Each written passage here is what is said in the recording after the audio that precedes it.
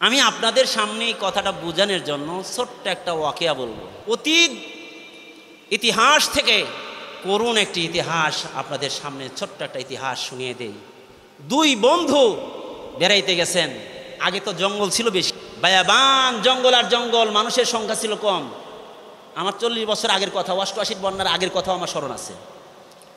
তখন দেখেছি মানুষ সংখ্যা একদম কম, রাস্তাঘাট ভালো না, গ্রামগঞ্জে পাকা রাস্তা বলতে ছিলই না। দুই বন্ধু বেড়াইতে গেছে। দুই বন্ধু বেড়াইতে গিয়ে এর মধ্যে এক বন্ধু ছিল খুব ধনী বন্ধু, চৌধুরী বংশের, সওদাগর বংশের, খুব ধনী বংশের এক যুবক আর এক যুবকের সাথে বেড়াইতে গেছে জঙ্গলের মধ্যে। বেড়াইতে বেড়াইতে পাহাড়ি এলাকায় বেড়াইতে গিয়া এখন রাত হয়ে গেছে, 1-2 দিনের জন্য গেছেন। এখন এক অক্ত এক বন্ধু পাকায়, আর এক অক্ত আর এক বন্ধু পাকায়। ধনী বন্ধুর পালা চলে আসছে, সওদাগরের বন্ধুর পালা চলে আসছে, পাকাইতেছে। আর আরেক বন্ধু পাশে শুয়ে আছে, হাত পাথরের উপরে মাথাটা রেখে হাত এভাবে দিয়ে শুয়ে আছে। আর তাকায় তাকায় দেখে হায় হায়, বন্ধু মাঝে মাঝে চুলা অফ হয়ে যায়। আগে তো লাকড়ি দিয়ে পাক হইতো, মাঝে মাঝে লাকড়ি দিয়ে পাক করতে গেলে বিশেষ করে বৃষ্টির দিনে এত কষ্ট, আগুন ধরা মাঝে মাঝে নিভে যায়। আর মহিলার ওই জামানায়, আগের কথা বলতেছি, ফু পারতে পারতে বিড়ির দফা শেষ ছিল না এক সময়। তো এখন আগে চুঙ্গি দেও ফু পারতো, তো উনি আর ফু পারে না। দেখি চুলার মধ্যে সরাসরি হাত দিয়া নাড়াচাড়া দিয়ে আগুন জ্বালায় ফেলে। কাজটা তো খুব সহজ নাকি? আগুনের আংরার মধ্যে হাত দিয়ে এইভাবে নাড়াচাড়া দিয়ে আগুন জ্বালায় ফেলে। এই অবস্থাটা দেখে এই বন্ধু মাথাটা উঠেছে। বাস্তবিক তো তাই দেখা যায়, হাত দেখে আগুনের মধ্যে দেয়, মাঝে মাঝে চুলা অফ হয়ে যায়, আগুন দিয়ে নাড়াচাড়া দিয়ে জ্বালায় ফেলে। ফু দেওয়ার আর কোনো কাজ নাই। হাঁটিয়ে হাঁটিয়ে পা পা করে এই বন্ধু তার ওই সওদাগর বন্ধুর চুলার কাছে গিয়া এবার বন্ধু বলে, বন্ধু একটা জিনিস আমি দেখতে পাইলাম। কি দেখতে পাইলা বন্ধু? বলবানি আর রহস্য, গুর রহস্য কি? বলে কি হয়েছে? কিছুই তো হয় নাই। বন্ধু ডেকে বলে, সওদাগর ও বন্ধু, আমি আজকে এমন একটা কাজ দেখলাম যা জীবনে কোনোদিন দেখি নাই। লুকাইবা না, আমি কিন্তু দেখে ফেলেছি আজকে। কি দেখেছো? কি দেখছো? বন্ধু ডেকে বলে, আমি দেখলাম তুমি যখন পাকাইতেছিলা বারবার চুলাটা অফ হয়ে যাইতেছিল। আমি দেখলাম তুমি হাতটা দিয়া চুলার মধ্যে দিয়া নাড়াচাড়া দিয়ে আগুন জ্বালা ফেলো। আগুন তোমারে কিছু করে না, আগুন তোমারে পোড়ায় না। কেন গো বন্ধু? এই শক্তি আর কারামাত সম্মান কোথায় থেকে তোমার অর্জন হইল? কিভাবে অর্জন হইল বলো দেখি। ও বন্ধু, এই আগুন ইব্রাহিম পয়গম্বরের জ্বালায় নাই, হযরতে খাওলানি কেউ জ্বালায় নাই। আল্লাহ তাআলা বুঝা দেন আগুনের কোনো ক্ষমতা নাই, কিন্তু আল্লাহ তাআলা সুন্নাত জারি করে রেখেছেন, পুরাণের সুন্নাত জারি করে রেখেছেন। আজকে এই যদি আগুনের মধ্যে হাত দিয়ে আমারে পুরাইবে, আপনারেও পুরাইবে। তবে মাঝে মাঝে পুরায় না, এটা আল্লাহ তাআলা দেখা দেন, মাঝে মাঝে দেখা দেন যে আগুনও যে খোদা না, কিন্তু আগুন আমার অর্ডারে চলে। সুবহানাল্লাহ। আমার ভাইয়েরা, এইবার ওই সওদাগর বন্ধু ডেকে বলে, বন্ধু রে, তুমি যদি জানতে চাও তাহলে আমি বলি, এটা আমার কোনো কারামত না, আমার কোনো বিশেষ পার্সোনালিটি না। এটা একজন আল্লাহ ওয়ালি মহিলার একটা দুয়ার বরকত। সুবহানাল্লাহ বলে, আর জোরে বলেন সুবহানাল্লাহ। এই বন্ধু কিসের কারামত? সওদাগর বন্ধু ডেকে বলে, বন্ধু রে, তাহলে তুমি যেহেতু ধরেছ, শোনো, একজন আল্লাহ ওয়ালি মহিলার দুয়ার বরকতে এই কাজটা ঘটেছে। আমি যখনই আগুনের মধ্যে হাত দেই, আগুন আমারে জ্বালায় না। বলে কেমনে অর্জন হইল? বলে তুমি জানো আমি এক সময় মদ পান করতাম, ভালো ছিলাম না। আমি একজন সওদাগরের সন্তান, আমি একজন কোটিপতির সন্তান। তুমি জানো আমাদের বাড়িতে দোতলা বাড়ি আছে, যে সময় কারো বাড়িতে দোতলা বাড়ি নাই। আমি একদিন দোতলায় উঠে মদ পান করতেছিলাম, এমনই সময় দেখলাম আমার বাড়ির সামনে দিয়া, আমার বাড়ির সামনের বাড়ির একজন মেয়ে, আমার জীবনেও তারে কোনোদিন দেখি নাই। মেয়েটা সে আড়ালে থাকে, কিন্তু ওই দিন অসাবধানতার কারণে স্বাভাবিকভাবেই যখন দোতলার নিচ দিয়ে সে যাইতেছিল, আমার নজরটা ওই মহিলার গায়ে যখন চেহারায় পড়ে গেল, মনে হইল ওই সময় থেকে আস্থা ওই মহিলা আমার অন্তরের মধ্যে ঢুকে গেছে। আজও পর্যন্ত মহিলার মহব্বত আমি ছাড়তে পারি নাই।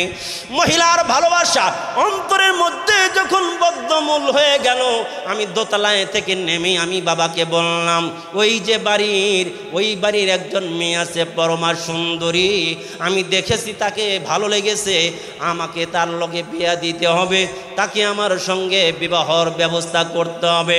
আমি সর্বোচ্চ চাপ করে করলাম বাবাকে।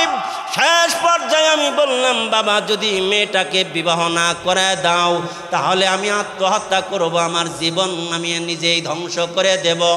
আমার বাবা বাধ্য হইয়া ওই মেয়েটার বাড়িতে গিয়া মেয়ের বাবাকে বলল, প্রস্তাব যখন রাখলো, মেয়ের বাবাও কিন্তু টাকার লোভী না, মেয়ের বাবাও অনেক ভালো মানুষ, টাকার লোভী না।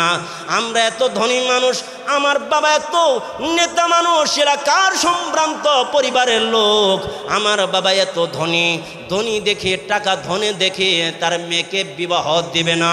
মেয়ের বাবা প্রস্তাব নাকচ করে দিল আর বলে দিল, না টাকা দেখে আমার সন্তানকে আমি বিবাহ দেব না, আমার কলিজার টুকরা মেয়েকে আমি গরিবের লগে বিবাহ দেব, তবে মেয়েটাকে বিবাহ দেব এমন একজন যুবকের লগে যে নামাজ আদায় করবে, 5 ওয়াক্ত নামাজ জামাতের সাথে পড়বে, যে কোনোদিন মদ পান করবে না, চরিত্র ভালো থাকবে, আর জবান পবিত্র থাকবে, নজর পবিত্র থাকবে, এমন একজন যুবকের লগে বিবাহ দেব।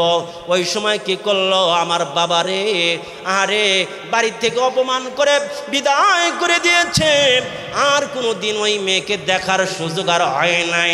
ঘটনাক্রমে ওই মেয়েকে বিবাহ দিয়ে দিছে এমন একটা নেককার পরহেজগার যুবকের লগে, নেককার পরহেজগার যুবকের লগে বিবাহ দিয়েছে। 3 জন ওই পরমা সুন্দরী মেয়ের ঘর থেকে 3টা ছেলে বাচ্চাও হয়েছে। ছেলে বাচ্চা হওয়ার পরে তার স্বামী দুনিয়ায় থেকে বিদায় নিয়েছে। এই মেয়েটা বিধবা হয়ে গেছে, বন্ধু। তারপরেও মেয়েটা তার বাবার বাড়িতে আসে নাই, বাবার বাড়িতে আসে নাই, আর তার স্বামীর বাড়িতেই বিধবা হয়ে আছে।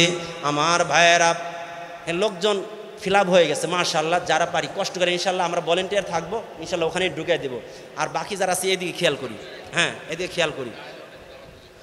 আমার ভাইরা টাইম খুব কম, অল্প টাইমের কথা গুছায় ফেলবো, এই জন্য ইনশাল্লাহ এদিকে খেয়াল করি। হয়ে যাবে ইনশাল্লাহ, বসা হয়ে যাবে ইনশাল্লাহ। হ্যাঁ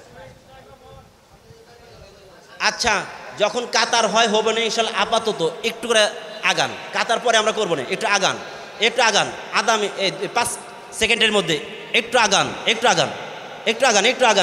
মাশাআল্লাহ। হ্যাঁ বসা অবস্থা একটু আগান, হ্যাঁ হয়ে গেছে। হ্যাঁ আর যেন ডিস্টার্ব না হয় এদিকে খেয়াল করেন। আজকে জায়গা দেওয়া যাবে না আমি জানি, এরপরেও জায়গা দেওয়া যাবে না ইনশাল্লাহ, জানি, আশা করি ইনশাআল্লাহ। এদিকে খেয়াল করেন সবাই। আমি যে কথা বলতেছিলাম, ওই মেয়েটা কি হয়ে গেছে, 3 সন্তানের মা হয়ে বিধবা হয়ে গেছে। এই ছেলেটা বলতেছে, এই যে যার হাতে আগুন ধরে না, এ বলতেছে আমি তো জানি না মেয়ে বিধবা হয়ে গেছে, এতটুকু জানি, বিধবা হয়ে গেছেন, 3 সন্তানের মা হয়ে গেছেন, এটাও আমি জানি না। হঠাৎ করে দেখা গেল এলাকার মধ্যে দুর্ভিক্ষ।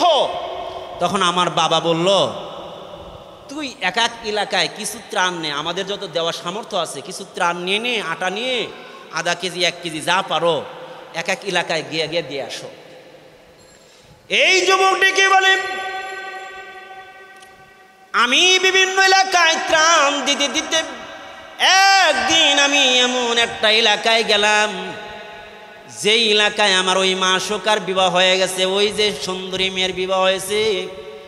আমি তো জানি না কোথায় বিবাহ হয়েছে, কিন্তু বুঝলাম কেমনে, ত্রাণ দিতে দিতে দিতে দিতে দেখলাম শেষের দিকে ওই মেয়েটাও আসছে ত্রাণ নেওয়ার জন্য। কোন মেয়ে? যেই মেয়ের বিবাহর কথা ছিল এই যুবকের লগে, 3টা সন্তান, একটা হাত ধরে, একটা কোলে নিয়ে, একটা সন্তান রে কাঁধে নিয়ে মেয়েটা আমার সামনে যখন আসছে, আমি প্রথম নজর দেওয়ার পরে চিনতে পারছি এটা ওই মহিলা যার লগে আমার বিবাহের কথা ছিল। আমার মধ্যে শয়তানের কুওয়াসওয়াসা ঢুকে পুরাতন কথাগুলো জাগ্রত হইয়া গেল। আমি তখন আবার বললাম, ও মেয়ে, তুমি চেনোনি আমারে? এই মহিলা, তুমি আমারে চেনোনি? তখন বলে, হ্যাঁ তোমারে চিনি, তুমি না আমার বাবার সামনের বাড়ি সওদাগারের ছেলে? বলে, আরো কোনো পরিচয় আসেনি? মেয়েটা রাগ করে তখন বলে, হ্যাঁ তোমার ওইটাই পরিচয়, তোমার বাবার মাধ্যমে বিবাহের প্রস্তাব দিয়েছিলাম আমার বাবার কাছে। ওই দিন আমার বাবা অপমান করে তোমার বাবারে বের করে দিয়েছিল, তার সন্তান তুই। এই কথাটা এই জন্য বলছে, নজরের চাহনি ভালো না। বুঝতে পারছে মহিলা। এক পর্যায়ে তখন যুবক বলে, আমি প্রস্তাব দিয়ে দিলাম, এখনো যদি প্রস্তাবে তুমি রাজি থাকো, যদি আমার লগে অন্যায় কাজ করার জন্য তুমি রাজি হয়ে যাও, তাহলে ত্রাণ দেব, বস্তাকে বস্তা ত্রাণ দেব, না হলে তোমার বিদায় করে দেব। মহিলা তখন বলল, তোমার মতো লোকের ত্রাণ নেওয়া দরকার নাই, বছরের বছর যে মালিক আমারে জীবন চালাইতেছে ওইভাবেই চলবো, তোমার ত্রাণ নেওয়া দরকার নাই। মহিলা ঘুরে ব্যাগ করে যখন বাড়িতে রওনা দিছে, বড় ছেলেটা বুঝতে পারে নাই কথা। বড় ছেলেটা কথা বলতে পারে, তখন বলে, মা গো, সবাই সব মহিলাকে ত্রাণ এই যুবকটা দিল, কিন্তু তোমারে কেন ত্রাণ দিল না? কেন গো মা, তোমার লগে বাঘ বিতান্ডা হয়ে গেল, কেন কথা কাটাই করলা? কেনই বা তুমি তার লগে কথায় জড়া গেলা, তোমাকে ত্রাণ দেয় না? 3 দিন যাবত আমাদের মুখে কোনো হাত দিতে পারো না গো মা, তুমি কেন গো তার লগে এমন কথাটাই বলনার আমাদেরকে বিদায় করতেছে? ছোট্ট বাচ্চা তো বোঝে না। ছোট্ট বাচ্চা চাপ দিয়ে মাকে বলে, মা তুমি আর একবার যাও, একটু তার লগে মীমাংসা কর, কথাগুলো কি হয়েছে মীমাংসা করে ত্রাণ নেওয়ার চেষ্টা করো গো মা। আর না হইলে তুমি আমাদের গলায় টিপে টেপে মারো, কারণ হইল খোদার যন্ত্রণার সহ্য হয় না। ছোট্ট বাচ্চাদের এই ধরনের কথা শুই না, মা তখন থাকতে পারল না, চোখের পানিটা ছেড়ে দিয়ে ওই যুবকের কাছে আবার ব্যাক করে আগায় গেছে। যুবক মনে করেছে সন্তানের মায়ায় হয়তো আমার প্রস্তাবে রাজি হয়ে যাবে, এই জন্য মুস্কি হাসি দেয়া ডেকে বলে, হ্যাঁ তুমি এইবার মনে হয় রাজি হয়েছ। মহিলা তার ভাবসাব দেখে তখন বলে, না না না, আমি ওই ঘরের সন্তান না, আমি তো মালিক রে ভয় করি। তুমি জানো না, তুমি চেনো না আমারে, আমি আমার মালিক রে কতটা ভয় করি। তোমারে দেখার জন্য এসেছি রে ওই যুবক, ওই নাফরমান। আমি আমার মালিক যে রাজ্জাক, আমার মালিক যে নাম যে একটা রাজ্জাক আছে, আমার মালিক যে রিজিক দাতা, এই কথার উপরে আমি মহিলা বিশ্বাস করি। আমার মালিকের ওই রাজ্জাকের রিজিকের দরজা তোকে দেখানোর জন্য তোর কাছে দ্বিতীয়বার আসছি। এই যে গেলাম, আমি ত্রাণ চাই না। এবার সন্তানগুলোরে কোলে নিয়া, একজন হাতে নিয়া এবার ডেকে ডেকে বলে, এই সন্তান চলো যাই। শোনো, আমি আমার গুনার মাধ্যমে রিজিক কামাইতে চাই না, গুনার মাধ্যমে রিজিক কামানোর জন্য আল্লাহ বলেন নাই। শুনে রাখো, চলো যাই। ওয়া মান ইয়াতাওয়াক্কাল আলাল্লাহ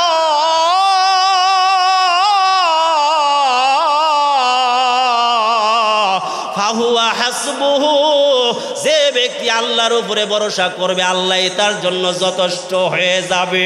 মহিলা আল্লাহর উপরে ভরসা কইরা তখন ডেকে বলে, আয় না ফারমান শুনে রাখ, এই যে চললাম তো আল্লাহর উপরে ভরসা করে চললাম, আমার ইয়াকিন আছে আমি ঘরে যাওয়ার আগেই যে কোনো উপায়ে এই ইয়াতিম বাচ্চাদের খাবার আল্লাহ তাআলা আমার ঘরে পৌঁছায় দেবে। এই কথাটা যুবকের এমন হৃদয়ে হিট লেগেছে, আঘাত লেগেছে। এই মহিলা সন্তানদেরকে নিয়ে রাস্তা দিয়ে যখন হাঁটি হাঁটি পা পা করে বাড়িতে রওনা করেছে, যুবকের দিলের মধ্যে হিদায়াত হাতছানি দিতেছে, যুবকের দিলের মধ্যে হিদায়াত হাতছানি দিতেছে। যুবক ভয়ে প্রকম্পিত হয়ে গেছে। হায় হায় হায় রে, এই মহিলা তো ওই মহিলা যেই মহিলার প্রস্তাব দেওয়ার পরে রাজি হয়েছিল না, যারা তাকওয়ার উপরে এ পর্যন্ত আছে, যারা আল্লাহর উপরে ভরসা করে এ পর্যন্ত আছে। আমি জানি যারা আল্লাহর উপরে পরিপূর্ণ আস্থা রাখা চলে, এই মহিলা 3 দিন যত অনাহারে আছে, পরিপূর্ণ ভরসা করে ইয়াতিম বাচ্চাদেরকে নিয়ে বাড়িতে রওনা দেওয়ার আগেই আমার মনে হয় বরকতি খাবার যে কোনোভাবেই আল্লাহ পাক তার ঘরে পৌঁছায় দেবে। আর আল্লাহ তাআলা যেই আল্লাহ মূসা আলাইহিস সালামের জামানায় 40 বছর পর্যন্ত বনি ইসরাঈলদেরকে আসমান থেকে সরাসরি মান্না সালওয়া নাযিল করে আল্লাহ পাক পালতে পারছেন, ওই আল্লাহ তাআলা এই মহিলা সহ 3 জন বাচ্চাকে এখনো ওই আল্লাহ সরাসরি খাবার দেওয়ার ক্ষমতা রাখে। আর মহিলার করে যদি আল্লাহ খাবার পৌঁছায় দেয়, আর আমি তো ত্রাণ দেওয়ার জন্য অসহায় মানুষদের কাছে আসছি, আর আমার কাছ থেকে ফিরে যায়, তাহলে আমার ঘরে আল্লাহর গজব যাইতে বেশিক্ষণ টাইম লাগবে না। এই জন্য কি করলাম, 1 বস্তা মাথায় আটার বস্তা মাথায় নিয়ে মহিলা যেই রাস্তায় রওনা দিয়েছে, অন্য রাস্তা আমি অবলম্বন কইরা দ্রুত আমি তার বাড়িতে পৌঁছার আগে আমি বাড়িতে পৌঁছে গিয়ে তার বাড়ির উঠানে 1 বস্তা আটা রাখা আমি অন্য বাড়ির অন্য সাইডে আত্মগোপন কইরা রইলাম। এবার মহিলা চলে আসলো। মহিলা চলে আসার পরে আহারে আটা দেখা তখন তার অন্তরের মধ্যে প্রবোধ হয়ে গেল, আমার মালিক আল্লাহ তাআলা যে কোনো উপায় হোক না কেন আটা পৌঁছায় দিয়েছে।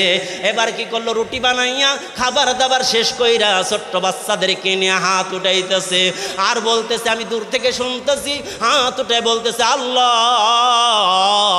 আমার এই ক্ষুধার্ত অবস্থায় জন্য ফারমান ফাসেকের চেহারা তুমি দেখাইলা, কিন্তু পেট ভরার পরে এমন লোকটারে দেখাইলা না যে সিদ্দিক, যে একজন আমানতদার, যে একজন নেককার আল্লাহওয়ালা, আমার ঘরে আসার আগেই যে নাকি নিজে গোপন কইরা আটার বস্তা পৌঁছা দিয়া নিজেকে প্রকাশ না কইরাও এরকম ভাবে আটার বস্তা রেখে চলে গেছে, এমন সিদ্দিকটারে তুমি আমারে দেখাইলা না। তখন বলে, এই বেনামি দোয়া যখন গায়বানা দোয়া মহিলাটা শুরু করেছে, শেষ পর্যায়ে মহিলাটা বলতেছে, ও আল্লাহ, সেই লোকটা আমাদের পেটের আগুন নিবারণ করেছে রে মালিক, আমি দোয়া করি ওই সিদ্দিকটারে, ওই লোকটারে জাহান্নামের আগুন তুমি নিবারণ কইরা দিও। শুধু তাই নয়, দুনিয়ার আগুন তুমি সামলাও, দুনিয়ার আগুন থেকে হেফাজত রাখো, জাহান্নামের আগুন থেকে হেফাজত রাখো। ওই যে ইয়াতিম বাচ্চা নিয়া অসহায় মহিলা, বিধবা মহিলা, নেককার পরহেজগার মহিলা আল্লাহ তাআলার দরবারে হাত উঠাইছে, ওই হাতের চোখের পানিটা এমন কবুল হয়ে গেছে, আমি ফাঁসে কেউ আল্লাহ তাআলা আল্লাহর ওলি বানায় দিছে। এখন আমি আগুনের মধ্যে হাত দিলে হাত আর জ্বলে না। দুনিয়ার মানুষের দোয়া যদি এরকম হতে পারে, ইয়া রব, ইয়া রব, तेरे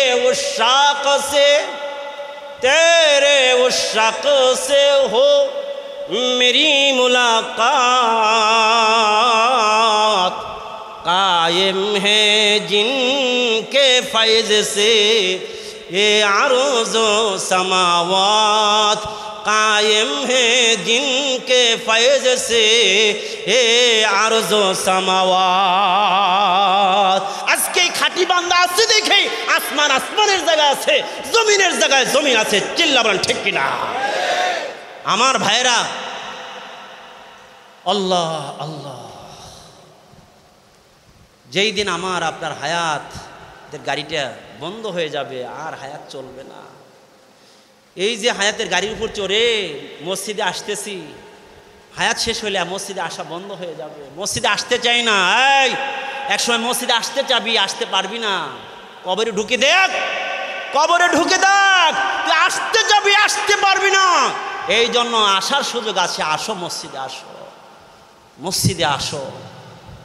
আমার ভাইরা, এই মসজিদটা উদ্বোধন হয়েছে গত পরশুদিন 5 তারিখ মাগরিবের নামাজের মাধ্যমে।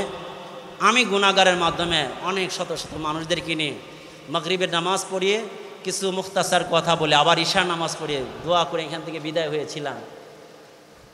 ওনাদের ভালোবাসার মহব্বতে ওনারা বাধ্য করেছে এখানে আসতে। ওনারা আলহামদুলিল্লাহ নিয়োগ দিয়েছেন। ইনশাল্লাহ প্রত্যেক জমা এখানে আমি আসব। আপনারা আসবেন তো ইনশাল্লাহ? আপনারা যত আগে আসবেন তত আগে বয়ান শুরু হবে। এক একটা জুমা হবে এক একটা ওয়াজ মাহফিল ইনশাআল্লাহ। রাজি আছেন তো ইনশাআল্লাহ?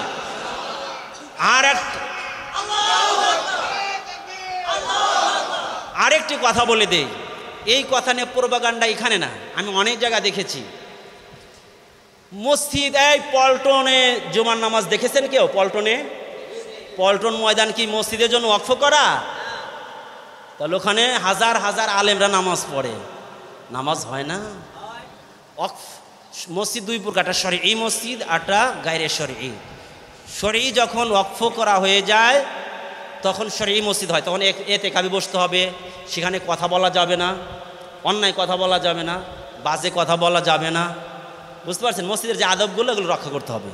এছাড়া যদি কেউ জুমার নামাজ যেই জায়গায় পড়তেছে ওই জায়গার অনুমতি সাপেক্ষে, যেই জায়গায় জুমার নামাজ পড়া হয় ওই জায়গার মালিকের অনুমতি সাপেক্ষে যদি জুমার নামাজ 5 ওয়াক্ত সহ পড়া হয়, তাহলে জুমার নামাজও হবে, 5 ওয়াক্তও হবে, যত ইবাদত করা হবে সবে কোনো ঘাটতি হবে।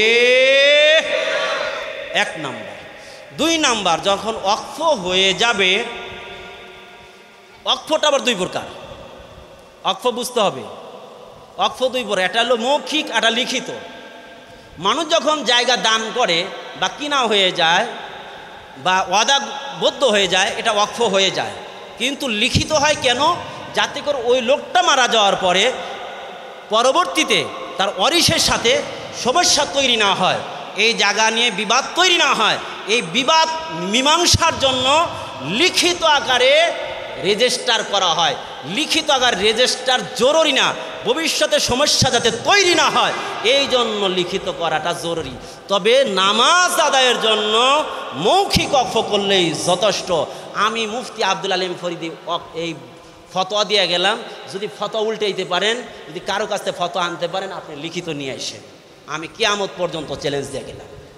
অতএব কেউ যদি প্রোপাগান্ডা ছড়ায়, শুধু এখানে না, অনেক জায়গায় নতুন একটা মসজিদ হইলে দেখা যায় ওয়াকফটা করতে একটু দেরি হয়, অর্থাৎ ওয়াকফটা হয়ে যায়, লিখিত করতে দেরি হয়। তখন কিছু লোক আছে বেশি মৌলবী, বোঝেন নাই, জানলা গোড়ার আন্ডা, ওরে বোম মারলে সূরা ফাতিহা শুদ্ধ করে বলতে পারবে না। আব্দুল আলিমের সামনে, একজন মুয়াজ্জিনের সামনে সূরা ফাতিহাটা শুদ্ধ করে বলতে পারবে না। এই সমস্ত লোক দেখবেন ফতোয়া দিয়ে বেড়াইতেছে, ওই অমুক মসজিদে তো নামাজই হবে না, ওয়াকফই তো হবে। আরে মিয়া, এই কথা বলবে কে? এই কথা বলবে একজন মুফতি সাহেব বলতে পারে।